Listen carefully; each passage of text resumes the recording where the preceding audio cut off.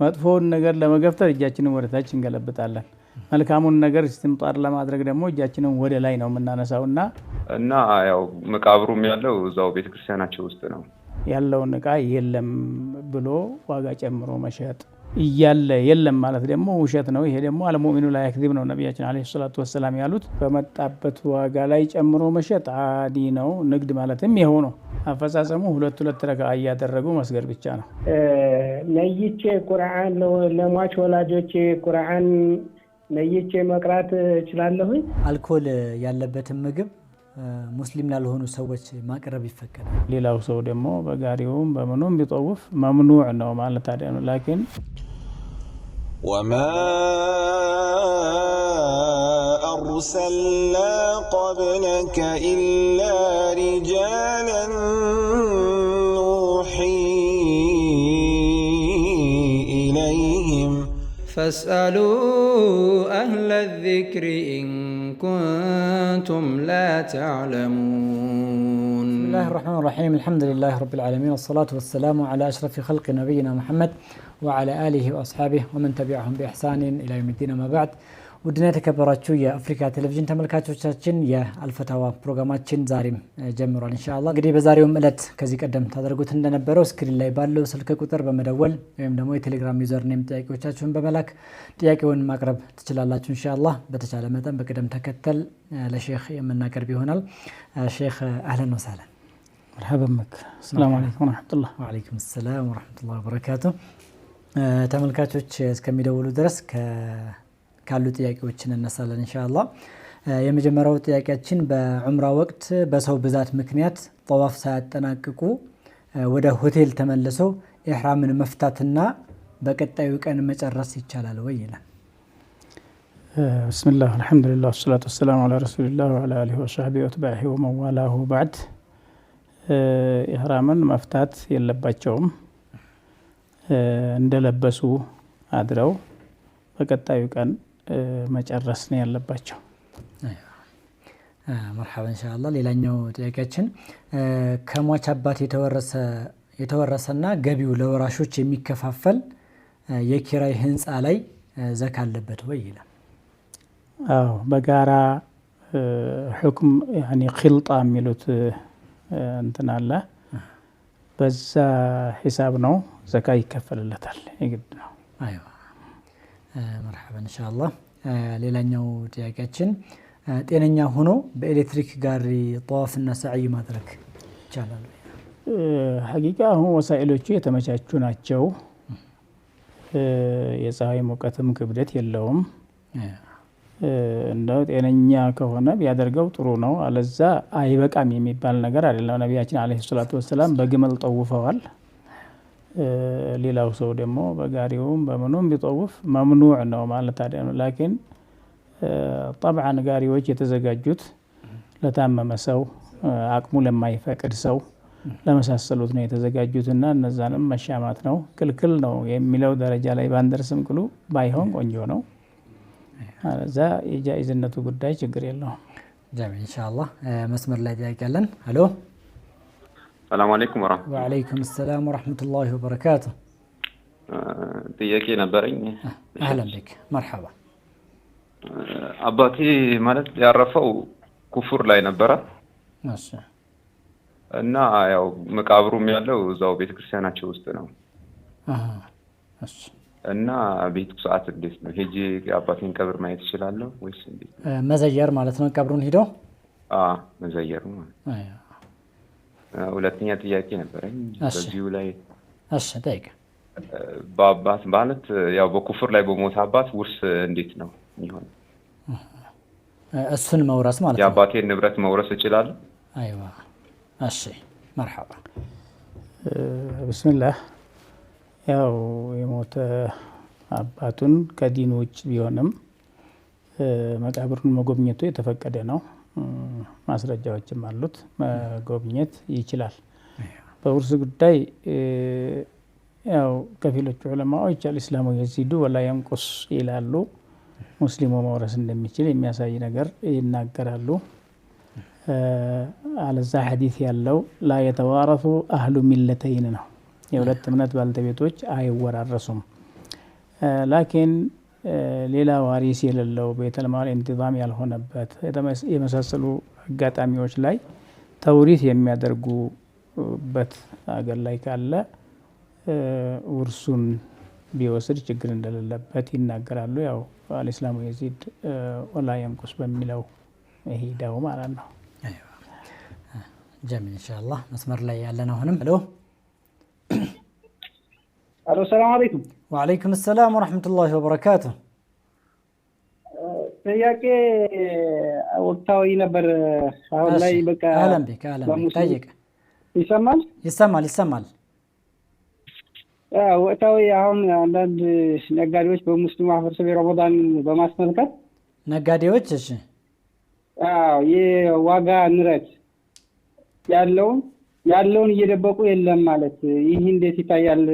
ሸክም በዚህ ጉዳይ እንደው ሰፋ ያለ እንትን ማብራሪያ ቢያደርጉበትና ቢሰጡበት በጣም ከባድ ነው።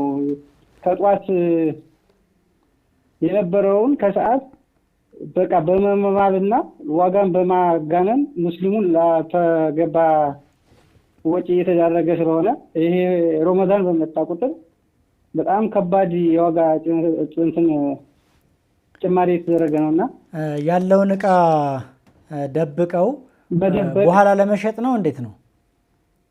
መደበቅና ጨምሮ መሸጥ። ኦኬ አሁን የለም ይላል፣ ሌላ ጊዜ ጨምሮ ይሸጣል ማለት ነው። ጨምሮ ይሸጣል።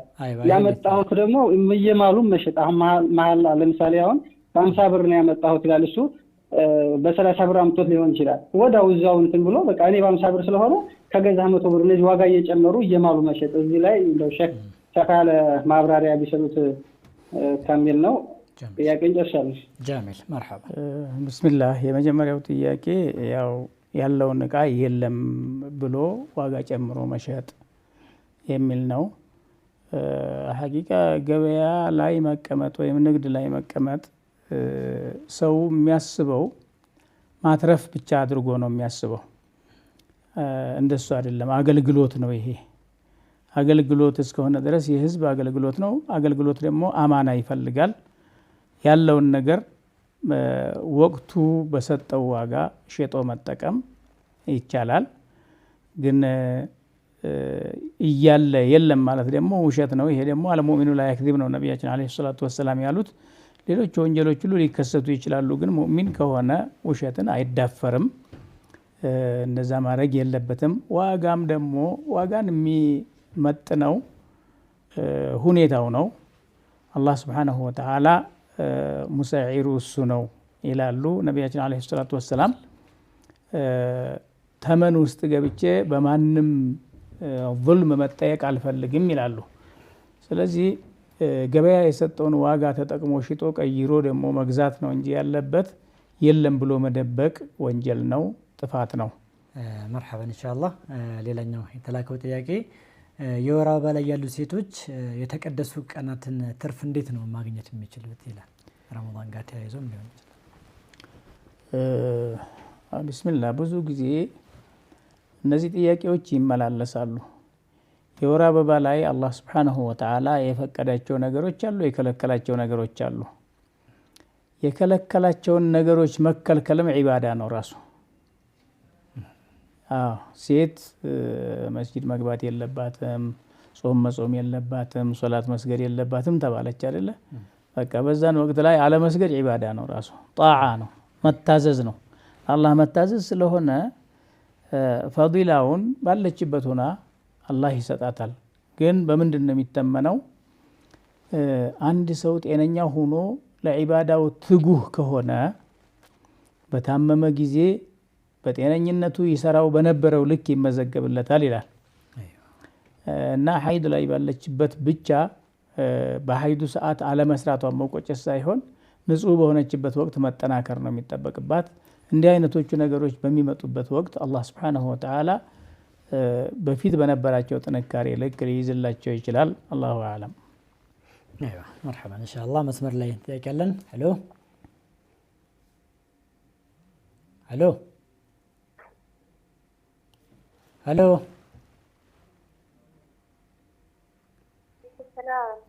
وعليكم السلام ورحمة الله وبركاته. أهلا. ሀይድ ዛሬ ሀይድ ተጀመረኝ ማለት ነው። እሺ ዛሬ 13 ቀን ነው። ከዛ ብዙም በቃ በቀን አንድ ጊዜ ብትልና ይከፋል። ከዛ በሳምንቴ ስራ ልጀምር ስል በቃ ጠርቶ ቆይቶ ስራ ልጀምር ስል በሳምንቴ ደግሞ መጣ። ከዛም በኋላ ጁማዓት ነበር የመጣው በሳምንቱ። ከዛም በኋላ ቆመ ብዬ ጾምም ሶላት ጀመርኩኝ። ዛሬ ደግሞ መልሶ መጣ። 13 ቀን ሆነ። ከዛ በኋላም ደግሞ ጠራ ብለሽ ታስቢ አሁንም መልሶ መጣ።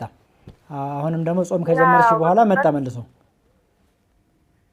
በሶስት ቀን ጠራው እያልኩ ጀምራለሁ ስል ይመጣል። አሁንም ሶላትም ጾም ጀምሬያለሁ ማለት ሻወር ወሰድኩና ጀመርኩኝ። 2 ቀን ጾምኩኝ። አሁን ዛሬ በቃ ጀመረ። አሁን አሱር ላይ ደግሞ እየተደረኩ ይመጣ ማለት ነው። ግን ቶሎ ላይ አንድ ጊዜ ብቻ ብቅ ይላል። ከዛ በኋላ ይጠፋል። በቃ እንደዛ ነው የሚያደርገው። ከዛ ደግሞ በሶስት ቀን ይመጣል። እንደዚህ እያለ ነው የሚቀጥለው። ተጀመረ ግን ዛሬ 13 ቀን ይባላል። ማጠቃለያ ኦኬ።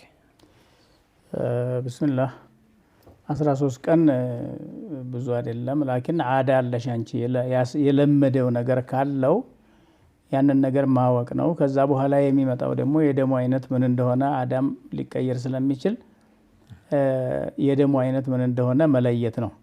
አለዛ አክተር الحيض ወደ 15ም ሊደርስ ስለሚችል 13 ብዙ ተብሎ የሚታይ አይደለም። በሻፊዒያ 15 ሊደርስ ይችላል።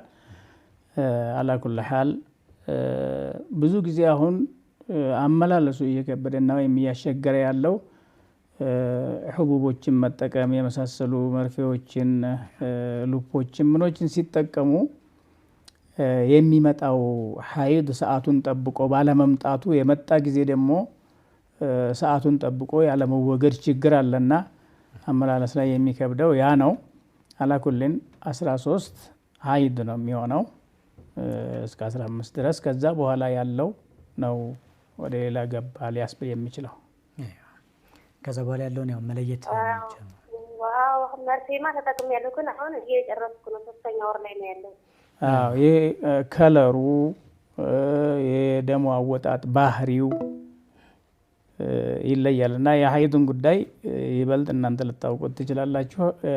ቁርአኑ የሚለው ደሙል ሐይድ አስወዱ ሙዕተዲሙን ለዛዑን፣ ከለሩ ጥቁር ነው፣ የተቃጠለ ይመስላል፣ ሲወጣ በጣም ያቃጥላል፣ ይለበልባል፣ የመሳሰሉት ነገሮች አሉ። ስታዩ የሐይድ ደም መሆኑን ማወቅ ያስፈልጋል። ከዛ ውጭ ከሆነ የሚታይ ነገር ነው የሚሆነው። ጀሚል መስመር ላይ አለን አሁንም። ሄሎ ሄሎ ሄሎ ሰላም አለይኩም። ወአለይኩም ሰላም ወራህመቱላህ። ጥያቄ ነበረኝ። አህለን በክ። ቀደም ሲል አንድ ወንድሜ የጠየቀው ጥያቄ ከንግድ ጋር በተያያዘ ከምን ጋር በተያያዘ? ከንግድ ጋር የዕቃ መደበቅ ምናምን ካለው ጋር ንግድ ጋር። እሺ ተጨማሪ ጥያቄ ነበረኝ። እሺ ለምሳሌ አሁን አንድ ሰው ንግድ ችርቻሮ ከመርካቶ የሚያመጣ የሚቸረችር ሰው ማለት ነው። በትንሹ በአጭሩ አንድ ምሳሌ ልስጥ። አንድ ዘይት 1000 ብር ያመጣውና 1100 ብር ይሸጠዋል እንበል። ይሸጠዋል አሁን ብናውቀው ራሱ ምሳሌ ነው ይሄ። አሁን ይሄ ያመጣው ዘይት አለ የሆነ ካርቶን ያመጣው ዘይት አለ 1100 ብር እየሸጠ ነው። ነገር ግን ከመርካቶ ደውሎ ዘይት መጨመሩ ተነገረው። ይሄ ባመጣው ዘይት ላይ ጨምሮ መሸጥ ይችላል ወይ?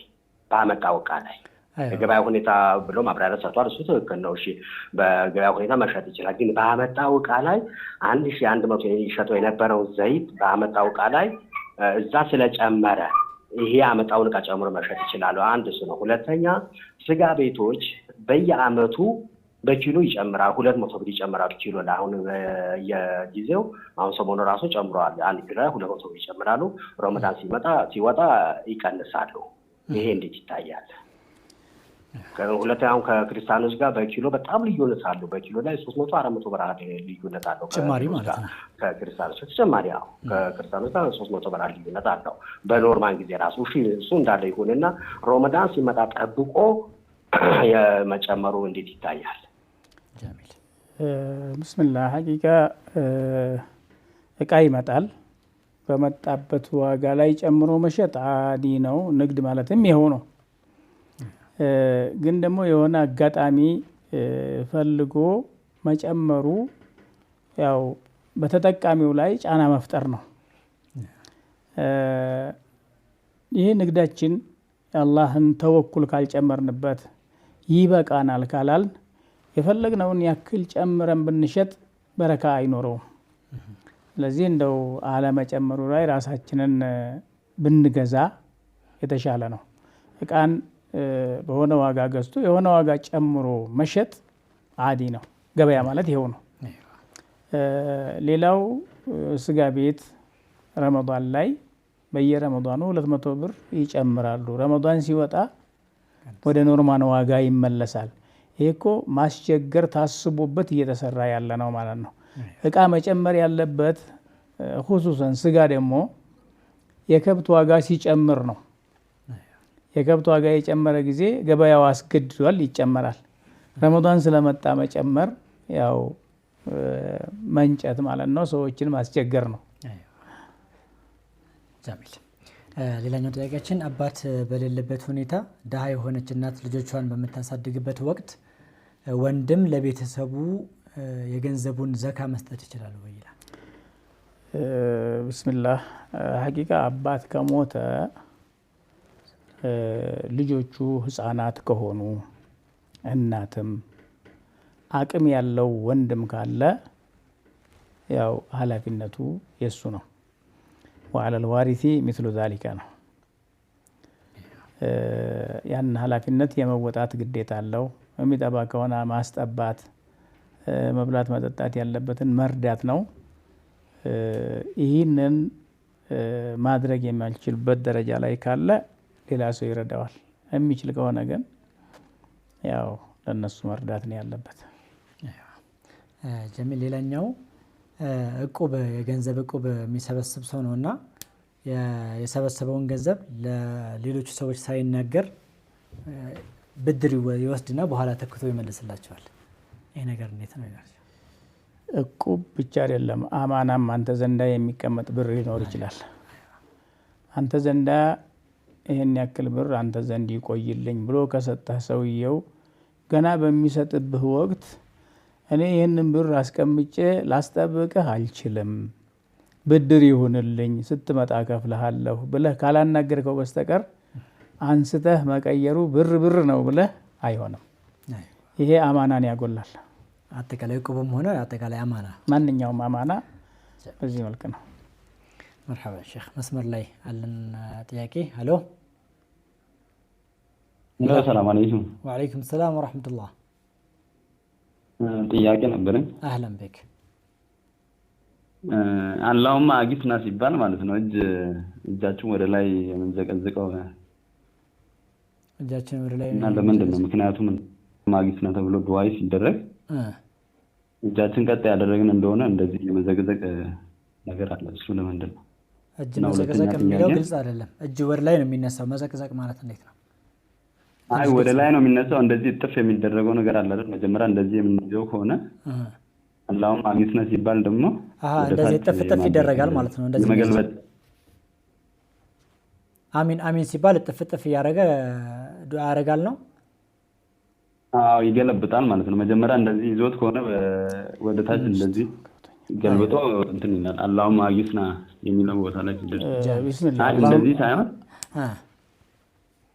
እንደዚህ መገልበጥ አለ አይደል? አሁን እስክሪፕቶ ባስክበት መስመር እንደዚህ መያዝ ማለት ነው። ቢስሚላህ ጥያቄው ግልጽ ነው። አገላለጽህ ግን ልክ አይደለም። አላሁማ አጊስና ሲል አይደለም የሚገለበጠው። አላሁማ አጊስና ማለት አዝንብልን ማለት ነው። አዝንብልን ስትል ወደ ላይ ነው። ድርቁን አንሳልን ስንል ነው እጃችንን የምንገለብጠው። መጥፎውን ነገር ለመገፍተር እጃችንን ወደ ታች እንገለብጣለን። መልካሙን ነገር ኢስቲምጣር ለማድረግ ደግሞ እጃችንን ወደ ላይ ነው የምናነሳውና ሁለቱም መሽሩዕያ ስላለው ነው። ተዛዛለው ማለት ነው። ጀሚል። ሌላኛው ጥያቄያችን የመርሳት በሽታ የጀመረው ትልቅ ሰው ገንዘቡን እንዳያጠፋ ብላ ልጅቱ ተወስድና ለራሱ ፍላጎት መልሳ ብታውልለት። ቢስሚላህ ይሄ መቼም እንግዲህ እንክብካቤ ነው፣ ጡረታ ነው። በጥቅሉ ለሱ የሚሆነውን ነገር ማድረጉ ጥሩ ሆኖ እያለ የመርሳት ችግር አለበት የሚለው ወይ በትክክለኛ ሐኪም ማረጋገጥ መቻል አለበት፣ አለያም ደግሞ በሸሪዓ ፍርድ ቤት ግንዛቤው ልክ አይደለም፣ ነገሮችን አደበላልቋልና ኢስራፍ ሊያደርግ ይችላል፣ ሊጥል ይችላል፣ የሆነ ችግር ላይ ሊወድቅ ይችላል የሚለው ነገር በውሳኔ መረጋገጥ መቻል አለበት፣ ወይ ደግሞ በጠቢብ በሐኪም መረጋገጥ መቻል አለበት። ምክንያቱም ብዙ ጊዜ ልጆች አይ አባታችን እኮ ጀጅቷል እያሉ ገንዘቡን ይዘው ያው ያጠፋል በሚል ምክንያት ሊያጠፉም ስለሚችሉ ዝም ብለሽ እንደ የተሳሳተ ነው ብለሽ ልታነሺው አይገባም፣ መጣራት አለበት ማለት ነው በሁለቱ። ጀሚል መስመር ላይ ያለን። ሄሎ ሰላም አለይኩም። ወአለይኩም ሰላም ወራህመቱላህ። ጥያቄ ነበረኝ ሆነ ቤተሰብ ጋር ዝምድናን በመቁረጥ ምናምን ሁኔታ ማለት ነው። እሺ የሆነ ቤተሰብ ጋር እህቴ ጋር የሆነ ጸብ ነበርና ትንሽ አሚሯን አመም ያደርጋታል። የቤተሰብ አባል ነች? እህቴ ነች፣ ታላቅ ነች። እሺ እና ጸቡ እናቴ ጋር ነው፣ እናቷ ጋር ማለት ነው። እሺ እና እኛም ያው እናታችንን መስለን ነው እና ልጆች አሉ። እሷ የመጀመሪያ ልጅ ነች፣ እኔ ደግሞ የመጨረሻ ልጅ ነኝ እና ልጆች አሉ። ያው በእኔ እኩያት ምናምን ይሆን ልጆች አሏት።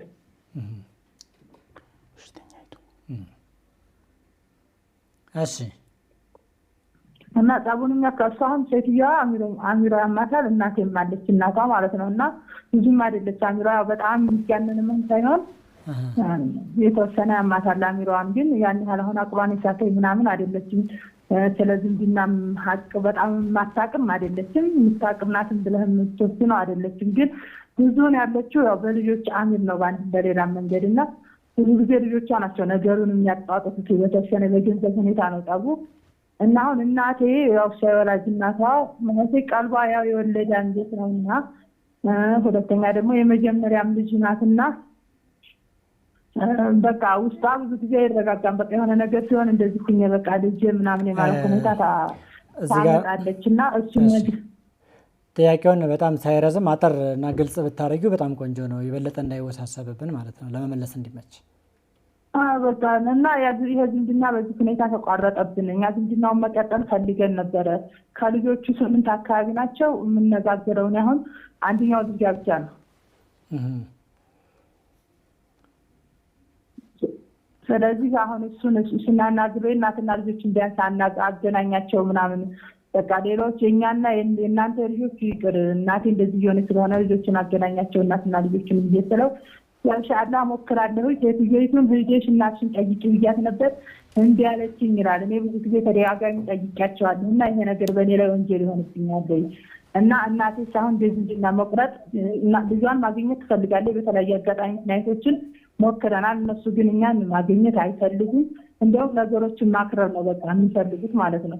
እኛ መስጠት ካለብን ራሱ ገንዘብ ሰጥተንም ሁሉ እነሱ ጋር ዝምድና መቀጠል ፈልገን ነበር፣ ግን ብዙ ናቸው። ሴትዮቱ ማሚራ ያን ያስላል አይደለም መቀጠል አልቻልንም ማለት ነው። እና ጥያቄው ባጭሩ ላይ እንዴት መሰለሽ እህቴ፣ ጥያቄው ባጭሩ እናንተ መቀጠል ትፈልጋላችሁ፣ እነሱ ደግሞ ዝምድና እንድትቀጥሉ መንገድ እየከፈቱ አይደለም እና ተጠያቂ እንሆናለን ወይ ነው? ተጠያቂ እንሆናለን እኛም ልጆቿም እናቴም ማለት ነው። ጃሚል እሺ ቢስሚላህ። ዝምድና የሁሉም ግዴታ ነው። ዝምድና ደግሞ ለተመቸን መመቸት አይደለም። ዝምድና መቀጠል ማለት ለከፋብንም ለተመቸንም ነው። ላኪን ደግሞ ከዛ በላይ እነሱ የመቀራረቡን ሁኔታ የማይፈልጉ ከሆነ ኢህሳኑን እያደረጋችሁ ርቀታችሁን ጠብቃችሁ ብትቆዩ በእናንተ ላይ ወንጀል አይሆንም፣ መልካም ነገር ነው። ዩሲኡነ ኢለየ ወኡሕሲኑ ኢለይህም ብሎ የጠየቀ ሰሃቢ ያለ እነሱ በእኔ ላይ መጥፎ ይሰራሉ፣ እኔ መልካም እሰራላቸዋለሁ ብሎ ዘርዘር አድርጎ ጥያቄ ሲጠይቃቸው እንደምትለው ከሆነ ፈከአነማ ተሱፉሁሙል መላ፣ አንተ እንደምትለው ባህሪ በዚህ መልኩ የሚገለጽ ከሆነ ልክ ረመጥ እንደምትረጭባቸው ቀድር ነው። እኛ ዝም ብለን ኢሕሳናችንን ከቀጠልን ልጆቹ አንድ ቀን ይገባቸዋል። የመመለሻቸው ምክንያትም ሊሆን ይችላል እና እናንተ ኢህሳኑን ቀጥሉ። አብሮ ማውራት፣ አብሮ መቀራረብ እንዲህ የማይመች ከሆነ ያው በርቀት ባሉበት የምትረዱትን እየረዳችሁ መቆየት ነው። ከተወሰነ ጊዜ በኋላ አላህ ፈህማቸውን ይገልጽላቸዋል። ቀጥሉበት ያላችሁን መልካም ባህሪ። ኢንሻአላህ። ሌላኛው ጥያቄ ሼህ በጆሮ ወይም በአይን ጠብታ መድኃኒት መጠቀም ጾምን ያበላሻል? እንግዲህ ጉሮሮ ላይ የሚደርስ ከሆነ ያበላሻል ነው በአይን የሚገባው። የጆሮ እንኳ እሱም ደግሞ ሱሪ የሚሉት አለ፣ ወደ ውስጥ የሚገባ ከሆነ ያበላሻል ይሉታል።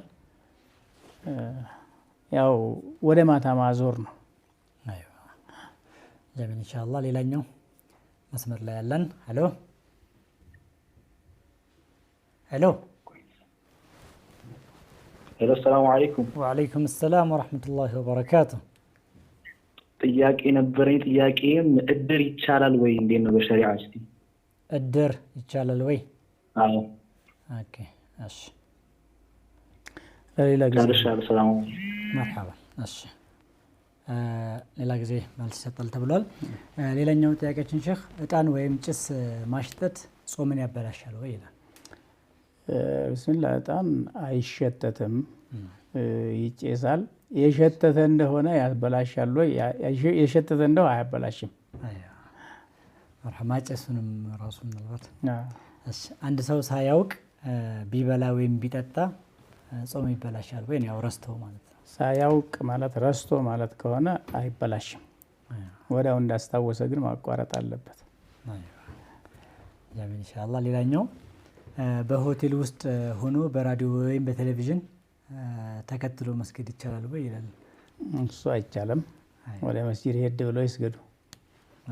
መርሐባ። ሄሎ ሄሎ ሄሎ፣ መርሐባ። ሄሎ ሄሎ ሄሎ፣ ይሰማል? መርሐባ። ጠይቅ። ዊትር ሰላት ከተሰገደ በኋላ ዊትር ሰላት ሰግደን ከገባን በኋላ ሌይል ለመስገድ ብንፈልግ እንዴት ነው አስተጋገድ? አይዋ ዊትር ሰላት ሰግደን ከገባን እሺ፣ ሌይል ለመስገድ ብንፈልግ እንዴት ነው አጀማመሩ? ጃሚል። እሺ፣ አጀማመሩ ኖርማል ሶላት እንደሚሰገደው ነው። አጀማመሩ ችግር የለውም። አፈጻጸሙ ሁለት ረካ እያደረጉ መስገድ ብቻ ነው። ውትር አይደገምም።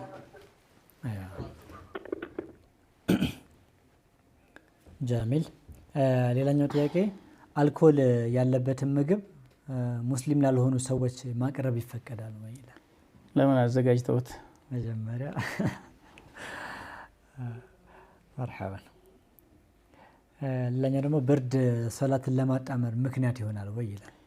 ብርድ ሰላትን ለማጣመር ምክንያት ይሆናል ወይ? ያው ዝናብ በጣም በዝቶ ተመልሶ ወደ መስጂድ መሄድ ባልተቻለበት ወቅት መግሪብና ኢሻን አንድ ላይ መስገድ፣ ዙህርና ዐስርን አንድ ላይ መስገድ የሚቻልበት ሁኔታ አለ። ብርዱ ደግሞ ዓዲ የሆነ ብርድ ሳይሆን እጅግ በጣም የከፋ ለአደጋ የሚያጋልጥ አይነት በሚሆንበት ወቅት ይቻላል ይላል መዝሀብ አልሐናቢላ። አላኩልን ያው ወደዚህ ነገር መገፋፋቱ ብዙ አስፈላጊ አይደለም። ችግሮቹ በተከሰቱ ጊዜ ሸሪዓ መፍትሄ አለው ምን ጊዜም። መርሐባ ኢንሻአላህ። መስመር ላይ ያለን ሄሎ ሄሎ ሄሎ፣ መርሐባ። ሰላም አለይኩም። ወአለይኩም ሰላም ወራህመቱላሂ ወበረካቱ። ጥያቄ ነበረኝ። አህለን። ነይቼ ቁርአን ለሟች ወላጆቼ ቁርአን ነይቼ መቅራት እችላለሁኝ? ቢስሚላህ መሰላ ሙክተለፍ ይሄ ነው። ከፊሎቹ ነይቶ ቢቀራለት ይችላል፣ ወይም ደግሞ ከቀራ በኋላ ኢህዳ ቢያደርግለት ይችላል ይላሉ። ብዙዎቹ ዑለማዎች ይሄንን ይላሉ። ከፊሎቹ ደግሞ በነቢያችን ጊዜ የተሰራው ብቻ ነው የሚሆነው የሚለው አሉ።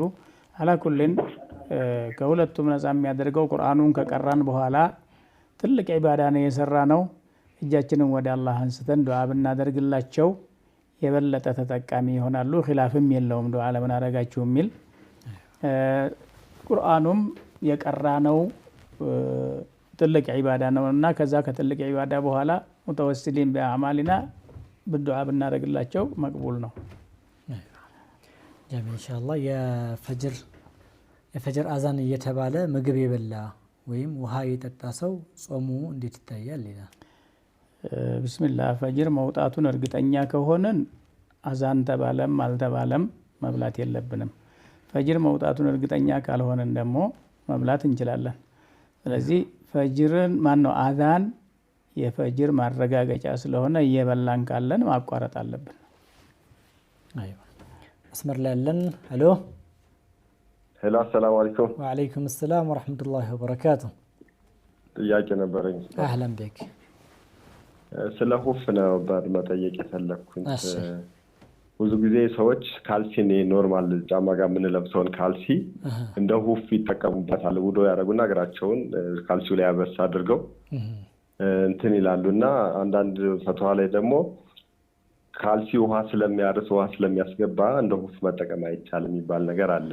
ይህን ነገር ማብራሪያ ፈልጌ ነበር።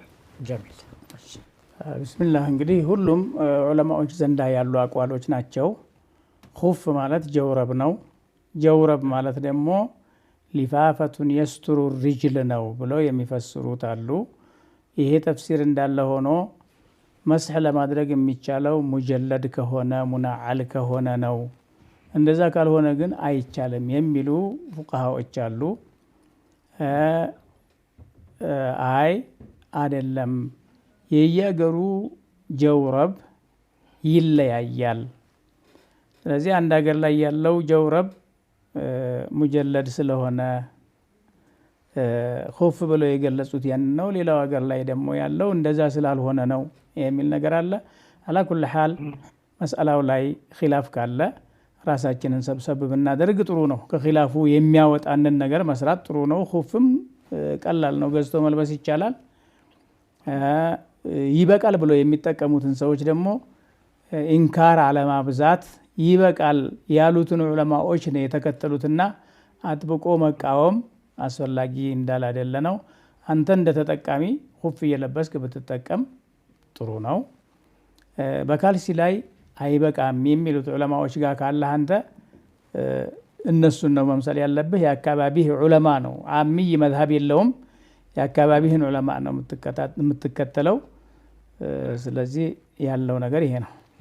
ጀሚል መርሐባ ወይ ያክ መርሐበን። ሼክ ሰዓት አልቋል እያሉን ነው። የዛሬ ነው ፕሮግራሙ እዚህ ጋር ነው የምንቋጨው።